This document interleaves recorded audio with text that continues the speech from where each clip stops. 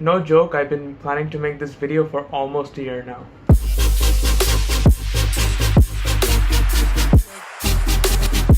Hey guys, so it's been a while since I've done a video face-to-face like this. But today I'm going to talk about a story that took place in October of last year, more specifically on the 20th of that month. So the funny thing is that this story takes place on the weekend before my mid-semester exams are about to start for first semester. And I woke up Saturday morning, and the night before I had plans to study for economics and political science and a bunch of other subjects that I had coming up. I'm not exactly sure what exam I had that Monday, but it was one of those two, I think. And so I wake up that day, and I wake up with this really intense pain in my stomach. To describe the pain to you, imagine someone took a knife to your stomach and then just kept going in and out and in and out. That's pretty much how it felt like. I couldn't move. I was pretty much just like laying there in my bed, just like holding on to my stomach and just couldn't move or do anything. So with a lot of strength, I quickly called up my sister, who, side note, was not in the same state as me. She was actually almost 8 hours away from me by car, an hour by plane. And so I called her up and I told her that like I just woke up and my stomach really hurts, although I was in a lot more pain, so it was a lot harder to say that. And then she tells me to just stay there for some time, as she calls my parents who are here in Indonesia.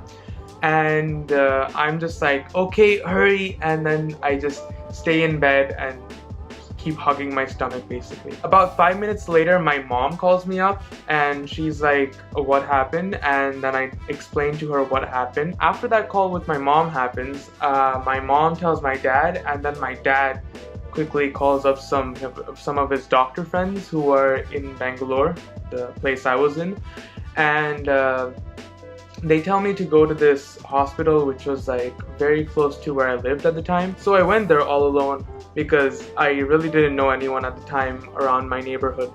And once I got there, there was this doctor who gave me this shot around my waist, and apparently it was some injection that was supposed to help me with any stomach aches or any other stomach problems.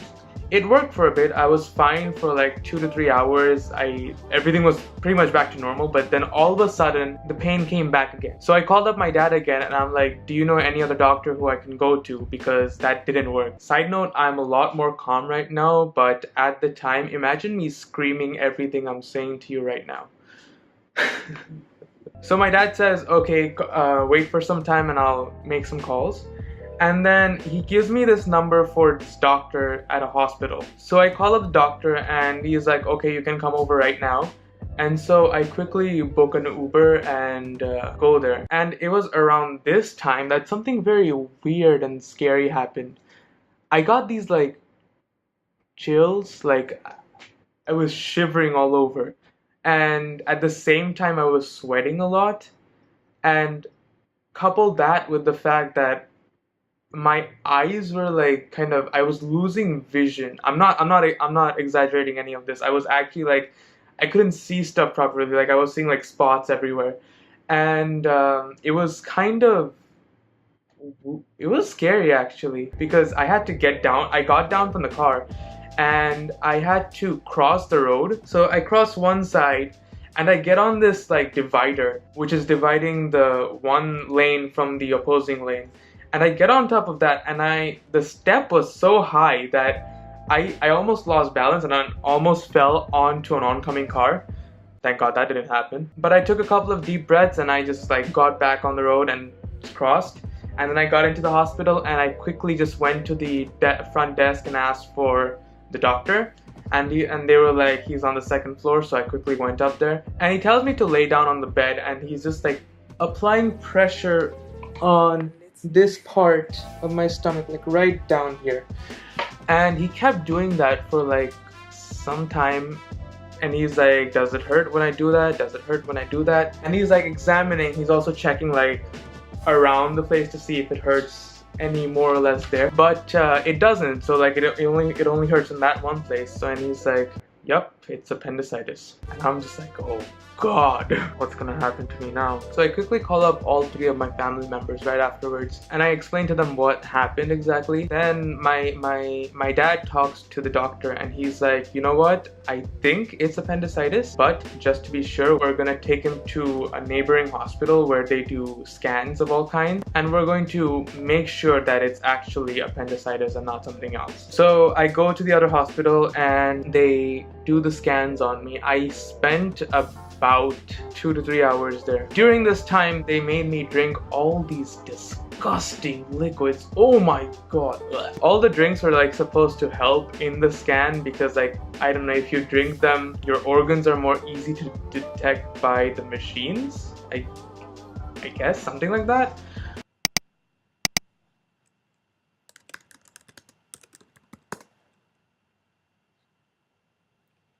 Depending on the reason why you're getting a CT scan, you may need to drink a large glass of oral contrast. This is a liquid that contains either barium or a substance called gastrographene. Alright. So I lay on this bed, which is right next to the scanner, the CT scanner, and I just lay down there, and slowly they just like put me in and out of the machine, scanning each part of my body. And it was weird because it was like being in the middle of like a fan. Like if a fan is rotating, you're in the middle of that, because I could like feel air coming from all sides of the machine, and I could see this thing like just turning around. And so that happened, and then I got out after like around 15 minutes maybe, and then I waited. There were these two nurses who we were just like talking, but half the time I couldn't say anything because either I was in pain or there was a language barrier because I don't know their language and they don't know English all that well. So during this time I'm just drinking a lot of water just to stay conscious and everything. And I get the scans back and I just take them back to the doctor who I met with before. And he puts them up on this glass screen with the light behind, you know, the one that's used to check x-rays and all. And he shows everything inside, like all my different body parts, and he shows me that, look, this is your appendix. This is how it's supposed to look like. This is what yours looks like. And I ask him what does that mean, and he says that it's inflamed.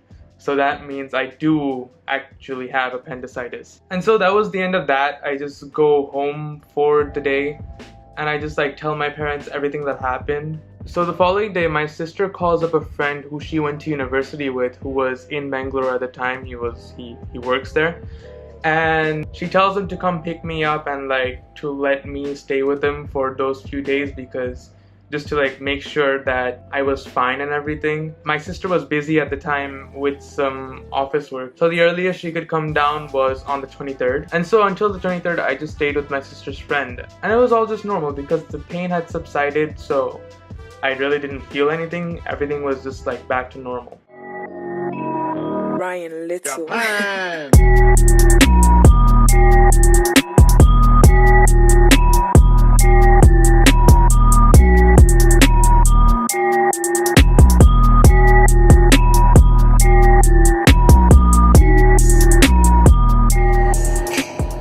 And so now we get to the 23rd, and my sister's friend, he drives me to the hospital. And as soon as I get in, they put me on the 2nd or 3rd floor in my own room, which was pretty nice. And then two nurses come in with a bunch of different shots and like saline and everything, and this other doctor comes in and then he starts taking my blood. They hook me up to the saline solution, and actually, you know what? I'm gonna let 2018 Kanish talk about this. So there was a huge gap between me getting dressed this morning and what happened after that until now. So a quick update. I got 3 injections so far. I got pricked in the hands twice, like fingers twice, to get my blood type. And I now have the saline running, which is right there, and there it goes.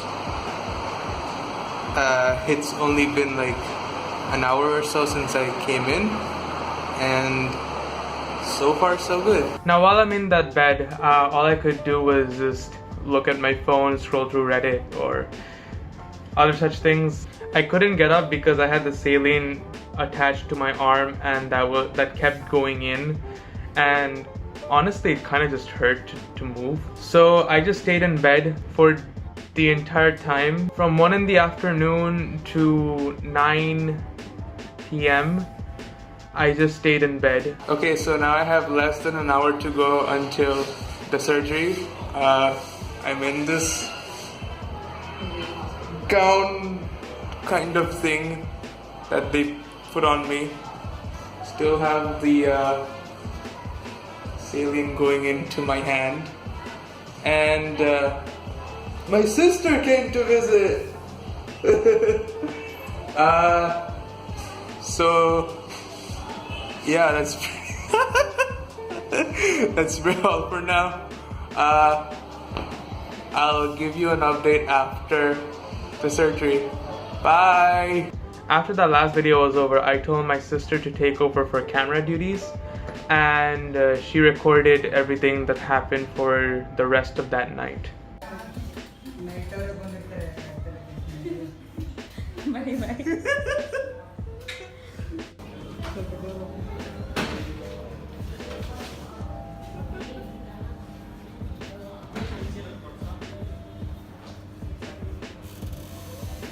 Now after I get into the operation room, there's the assistant doctor, the doctor who administers the anesthesia, and a couple of nurses walking around, and the main surgeon who's supposed to do the surgery on me is still on his way. That doctor actually worked in 2 different hospitals, so like he was coming from his shift from the other hospital to this one, and so he was stuck in traffic.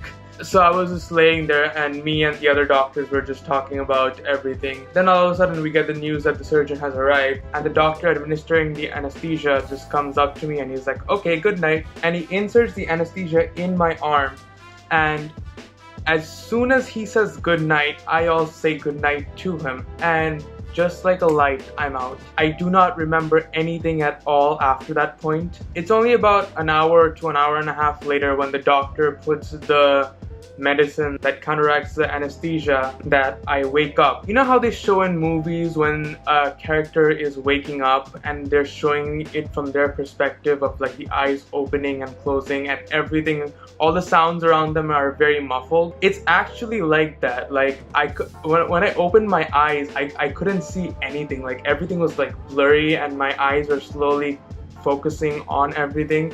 And the doctors were both like, Kanish, get up, Kanish, wake up, wake up. And I couldn't speak at all. And all the sounds are very echoey in my mind. And all I could say was,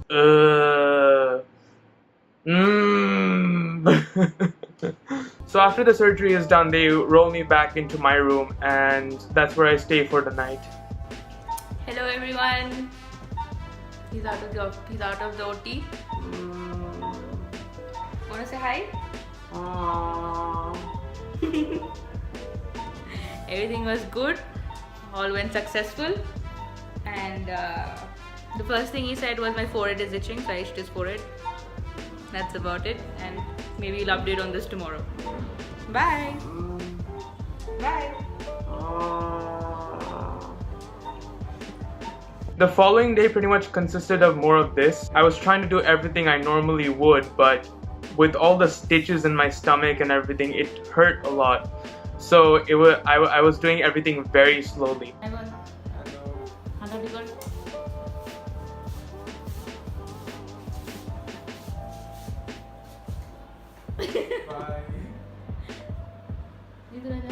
Hello.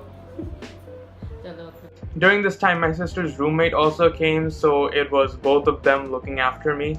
And throughout that entire day and pretty much the week following that, the only thing I was allowed to eat was very basic foods.